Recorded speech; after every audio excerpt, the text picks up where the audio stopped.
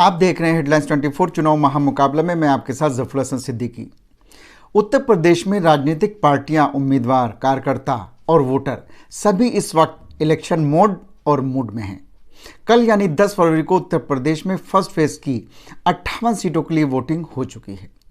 Headlines 24 ने लखनऊ के मशहूर क्लॉक टावर पर लखनऊ यूनिवर्सिटी के स्टूडेंट से चाय की चुस्कियों के बीच में चुनाव पर चर्चा की। जो आपस में है तो क्लोज फ्रेंड्स, लेकिन उनकी राजनीतिक विचारधाराएं अलग अलग हैं और ख़ास बात ये कि इनकी दोस्ती में आड़े नहीं आती। आइए देखते हैं। इस वक्त हमारे साथ जुड़े हैं यूनिवर्सिटी के कुछ छात्र। ये हमें बताएंगे कि आखिर इनके मुद्दे क्या हैं और ये किन मुद्दों पे वोट देंगे। जी, मेरा नाम धनंजय चतुर्वेदी है। लखनऊ विश्वविद्यालय का छात्र हूँ और विद्यार्थी परिषद का कार्यकर्ता हूँ। और वर्तमान समय में जो उत्तर प्रदेश का 2022 का चुनाव है, ये पुनः प्रचंड बहुमत की सरकार बनने जा रही योगी जी की। क्यों? क्योंकि शिक्षा को इन्होंने सुनियोजित बहुत अच्छा कर दिया, उसको और अच्छे तरीके से पेश किया। नई शिक्षा नीति लागू हो गई, जिससे और भी आसान तरीके से बच्चों को डिजिटल माध्यम से पढ़ाई करने में ये मददगार है। रही बात सुरक्षा की, तो ये पूरा उत्तर प्रदेश नहीं, ये पूरा देश जानता है कि योगी जी की सरकार ने जो सुरक्षा के लिए कार्य किया वो बहुत ही सराहनीय है। आज बेटियां रात हो, दिन हो, रात हो, कहीं भी निकल सकती हैं बेधड़क। और इसके लिए आप लड़कियों से भी आप पूछ सकती हैं, जब आप पूछेंगे तो खुद बताएंगे कि वो सुरक्षित फील कर रही हैं। वरना इससे पहले सरकार में, जब अखिलेश जी की सरकार थी, तो उसमें आए दिन बलात्कार होते थे। जो रेपिस्ट थे उनके हौसले बुलंद थे, तो उनको जेल में डालने का काम किया। फास्ट ट्रैक कोर्ट में तुरंत के फाइल और 24 घंटे के अंदर उस पर कार्रवाई करके। कुछ केस आपको याद दिला दूँ, हाथरस उन्नाव जी, बहुत ही बहुत ही था जो मतलब दर्दनाक, जैसे लोग बहुत ही हिल गए उसको देख जी जी, बहुत ही निर्मम था। हाथरस कांड जो हुआ उसके बाद देश तो हिला ही, लेकिन उसके बाद तुरंत योगी जी की सरकार ने अपराधियों को पकड़ करके उन पर कार्रवाई की। फास्ट ट्रैक कोर्ट में तुरंत फाइल लगवा करके और तुरंत त्वरित कार्रवाई की कड़ी से कड़ी सज़ा मिले उनको। और उससे जो उदाहरण गया, समाज में जो संदेश गया, वो ये गया कि अगर तुम अपराध करोगे, चाहे छोटा हो बड़ा हो, तुमको सज़ा जरूर मिलेगी। आपके संज्ञान में है कि उन लोगों को जो अपराधी थे उन्हें सज़ा मिली है? जी, सजा मिली है, संज्ञान में है ये। और यही कोर्ट से लेकर के चाहे समाज में हो, सबको मालूम है कि उन पर त्वरित कार्रवाई की गई। उनको फास्ट ट्रैक कोर्ट से आदेश करा करके स्पेशल फाइल मंगवा करके क्या नाम है, तुरंत कार्रवाई की गई है। अभी कुछ दिन पहले रेलवे का एक जो एग्जाम होने वाला था वो कैंसिल हो गया। जी, सारे बच्चे सड़कों पर उतर आए, स्टूडेंट्स थे जी। बहुत बड़ा प्रोटेस्ट हुआ इलाहाबाद, बिहार से इलाहाबाद तक पहुंचा। बहुत ज़बरदस्त प्रोटेस्ट हुआ। हम यहाँ यूनिवर्सिटी पे आए, हमने भी बात की सबसे, स्टूडेंट से, सभी नाराज जी।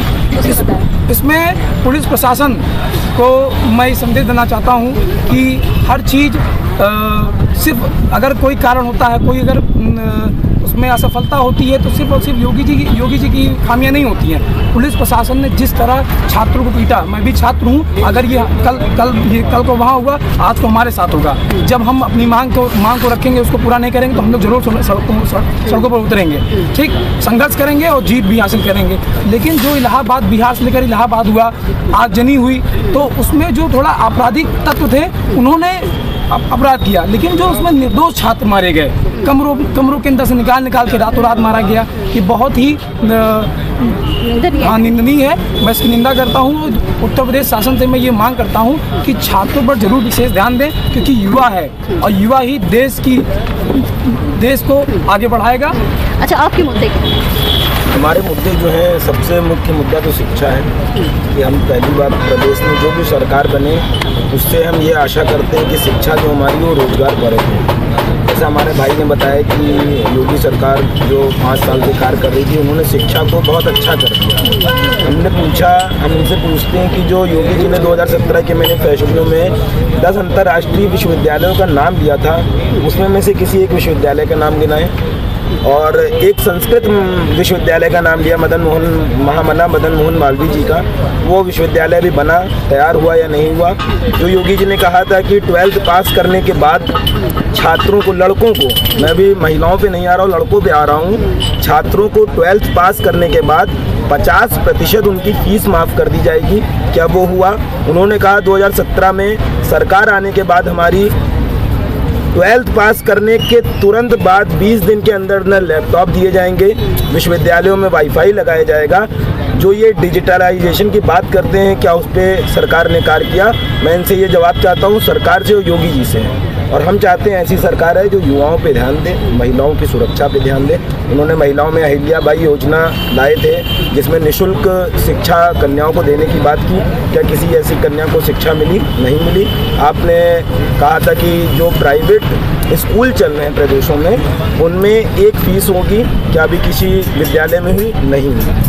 उन्होंने कहा कि कुछ प्रतिशत सीटें फ्री दी जाएंगी, मुफ्त दी जाएंगी, किसी को दी गई? नहीं दी गई। मैं इस मुद्दे पर बात करना चाह रहा हूँ। मैं चाह रहा हूँ इस मुद्दे पे युवा, महिला, किसान, नौजवान सभी लोग इन मुद्दों को ध्यान पे रखते हुए अपना बटन दबाएं, अन्यथा जो है हम लोग फिर से जो 5 साल में झेलते हुए आ रहे हैं वो झेलेंगे। और अपराध की जो बात कर रहे हैं भाई साहब हमारे, इनसे ज़्यादा अपराधी, भाजपा से ज़्यादा अपराधी किसी पार्टी में नहीं है। चलिए दूसरी बातें होगी, ये बताइए कि आप अपने मुद्दे बताइए क्या है।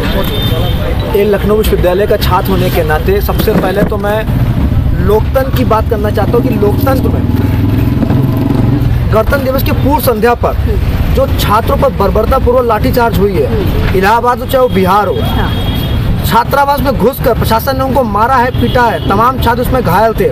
प्रशासन का कोई सरकार का प्रतिनिधि मिलने नहीं गया, छात्रों से पूछने नहीं गया क्या हालचाल है। चुनावी वर्ष था, केशव प्रसाद मौर्य का ट्वीट आया था कि जो हुआ निंदनीय है। इन लोग के पास सिर्फ 2 शब्द हैं, घटना हो जाए तो निंदनीय है और ना हो तो कुछ बात ही नहीं करनी है। आप बताइए छात्र को और क्या चाहिए?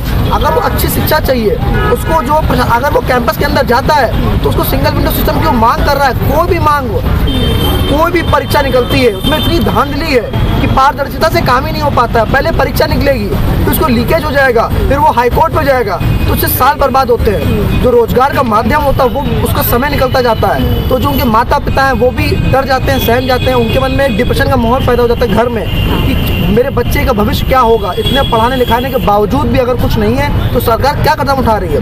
और मुख्यमंत्री जी भाजपा सरकार ने संकल्प पत्र जारी किया 2017 में, उसमें 70 लाख युवाओं को रोजगार देने का वादा किया था। इससे 4.5 लाख दिए हैं, वो भी किस विभाग में दिए इसका आंकड़ा आज तक सामने नहीं आया। और दूसरी बात, 10 विश्वविद्यालय महाविद्यालय की स्थापना भारतीय जनता पार्टी सरकार ने करी थी कि 5 साल में 10 विश्वविद्यालय महाविद्यालय की स्थापना करेंगे, उसमें एक नाम गिना दें। मेडिकल कॉलेज की इन्होंने फीता तो काट दिया, लेकिन फैजाबाद में जो तस्वीरें सामने आई थी कि उसके साथ ढांचा ही नहीं तैयार है और छात्र पढ़ेंगे कैसे जब शिक्षक ही नहीं होंगे और छात्र उनको पढ़ाएगा कौन? ऐसे तमाम सवाल हैं। 2 साल अभी जो कोरोना में बर्बाद हुए, 2 साल अभी जो कोरोना में बर्बाद हुए हैं स्टूडेंट्स के, तो क्या सरकार से ये मांग करेंगे कि वो 2 साल आगे बढ़ाएं ताकि बच्चों को की जो एज जो निकल गई है वो उनको नौकरी की एज उनकी बनी रहे? अब छात्र को विश्वविद्यालय उत्तर प्रदेश के छात्र नौजवान को सरकार से कोई आशा नहीं रही। 5 साल में इतना प्रताड़ित कर दिया है, हम लोग ने इतनी मांग करी, सड़कों पर तरकों से हम लोग को जवाब में लाठी मिली है, जेल मिला है, मुकदमे मिले। नहीं देखिए, अभी तो इलेक्शन होने वाले हैं, सरकार रिपीट होती है तो बात अलग है, लेकिन अगर सरकार बदल जाती है तो क्या आप उस सरकार से कुछ मांग करेंगे? निश्चित रूप से जो छात्र हित की बात करेगा, जो युवाओं के रोजगार की बात करेगा, जो महिला सुरक्षा की बात करेगा, किसान की बात करेगा, हम उन मुद्दों को लेकर सड़कों पर उतरेंगे और जब तक छात्रों युवाओं की मांग पूरी नहीं हो जाती तब तक संघर्ष जारी रहेगा। हाँ, आप कुछ कहते हैं? जी, इन्होंने कहा कि इन लोगों के सवालों का जवाब दीजिए। जी, इन्होंने कहा कि जो मेडिकल कॉलेज अयोध्या में बन रहा है उसका ढांचा सिर्फ है। मैं आपको चल के दिखा सकता हूँ, मैं अयोध्या का रहने वाला हूँ। महर्षि राजर्षि महाविद्यालय दशरथ मेडिकल कॉलेज नाम है उसका, और 80% काम हो चुका है। मैं स्वयं जाता भी हूँ, देखता रहता हूँ, और बहुत से मित्र हमारे वो सब। कब से बन रहा है? जी, कब से बन रहा है? ये पिछले 2.5 साल से बन रहा है, क्योंकि बड़े स्तर से बन रहा है। मेडिकल कॉलेज है जैसे कि आपका KGU में बड़े स्तर से, तो उन्होंने अपना जो है भाजपा का राष्ट्रीय कार्यालय भी बनाया, उसको बनने में समय नहीं लगा, क्या इतना हाईटेक बना दिया। इन्होंने राष्ट्रीय कार्यालय की बात की। देखिए, हर पार्टी का अपना कार्यालय है, उनका कांग्रेस भी है, सबसे महंगा कार्यालय इन्हीं का है। आप देखेंगे जा करके, वहाँ ऐसी कोई सुविधा नहीं है। यहाँ पर हमने हमारे बहुत से ऐसे मित्र हैं जो अलग अलग पार्टी से जुड़े हुए, सब अपडेट देते रहते हैं। ठीक है, कार्यालय की बात करिए, 80% बन चुका है, उसको लेकर के मैं बात कर रहा हूँ। कार्यालय की बात करिए, मैं 3 आंकड़ों पे बात करना चाहता हूँ। NCR नीति आयोग का हेल्थ इंडेक्स कहता है उत्तर प्रदेश सबसे निचले स्तर पर है स्वास्थ्य के मामलों में। तीसरा, CMIE का आंकड़ा कहता है बेरोजगारी में जो आंकड़ा 2016-17 में जो 16-17 में 2.4 था, वो आंकड़ा 2019-20 में दुगना हो गया, 4.6 हो गया। इस पे जवाब देना, बेरोजगारी पे जवाब दे, स्वास्थ्य पे जवाब दे, किसानों पे जवाब दे, महिलाओं पे जवाब दे। मोदी जी ने आतंकवादी कहा था कि जिनको खालिस्तानी कहा था, पहले बताएं। नहीं, ये जो आप ये लखीमपुर की हिंसा की बात कर रहे हैं, ठीक है, इसमें जो खालिस्तानी थे, ठीक, वो अवैध तरीके से वहाँ पर पहुँचे। जब इनको पता था कि वो खालिस्तानी है तो सरकार क्या कर रही थी उस समय, या आतंकवादी ये सरकार उस समय कर क्या रही थी? उस समय ये जांच का विषय था। जांच के बाद पता चला कि उसमें जो असली किसान था, जो किसान था वास्तविक, वो अपने खेतों में अपनी खेती कर रहा था, ठीक। तो जो आपराधिक तत्व थे, जो अभी बैंक कर्मी जो बैठे थे, क्या वो असली बैंक कर्मी नहीं थे? जो धरना दे रहे थे बैंक कर्मी, क्या वो असली बैंक कर्मी? बैंक कर्मियों की मांग थी कि उनको क्या नाम है, सारी सुविधाएं दी जाए जो भी बैंक कर्मियों को मिलती हैं। सुविधाएं नहीं मांग रहे थे, बैंक प्राइवेटाइजेशन पे बात हो रही है। प्राइवेटाइजेशन, देखिए, जब तक ये हो गया एक, ये तो पॉलिटिकल मुद्दा था, लेकिन मैं ये चाहूँगी कि आप लोग अपनी एकता को बनाएं। जी, चलिए, बात करने के लिए आपका बहुत बहुत धन्यवाद।